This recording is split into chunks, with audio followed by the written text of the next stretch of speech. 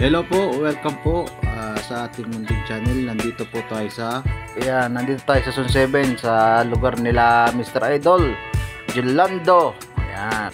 At ang ating sadya, ayan, mamimili tayo ng ulam. Ayan, yung syempre yung kakaiba naman. At dito tayo namili kasi nga dito yung pinaka daungan ng mga namanging isda na namimingwit. Ayan, mga gandang klase po yung mga isda rito. At bukod po sa magaganda, mura po yung dito, yung mga isda. Ayan, habang tayo ay nag-aantay na mga dumarating, ayan, may paparating na nga. Ayan, enjoy muna natin yung yung view ng karagatan.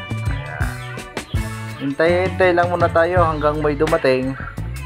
Ayan, tulad yan, yan mga namimingwit din yung mga yan. At titignan natin kung ano-ano yung mga huli nila. Ito yung mga binabantayan ni Mr. Idol dyan sa may lugar nila. Ayan, mamimili tayo ng pang-ulam. At panoorin nyo po kung anong makukuha natin.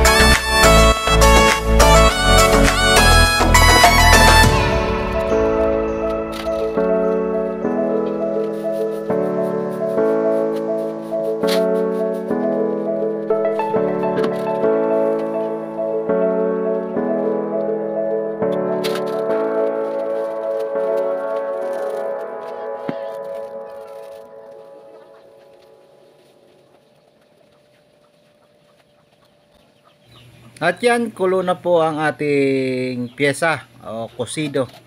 Ayan. Ito po ay tinatawag dito sa ating burubuaya. Buaya. Iba pang tawag dito sa ibang lugar. Hindi ko na po alam. At yan lang po yung tawag dito sa atin. Ayan. Tatanggalin lang po natin yung mga niyan. Yung mga ayan, yung mga subo o bula. Ayan, tatanggalin lang natin yan. At titimplahin natin. Pag okay na po, syempre goods na yan. Ayan, napakataba po ng ating nakuha. Pinili natin yung pinakamalaki syempre. Ayan, murang-mura lang yung pambili natin, 80 per kilo. At mahigit 2 kilo po isang piraso. Ayan, napakasarap po ng isdang ito. Hindi po alam ng karamihan to na masarap pala to pag sa ganitong luto. Ayan. Alright po. At sa susunod naman po na ating mga putahe. Ayan. Salamat po.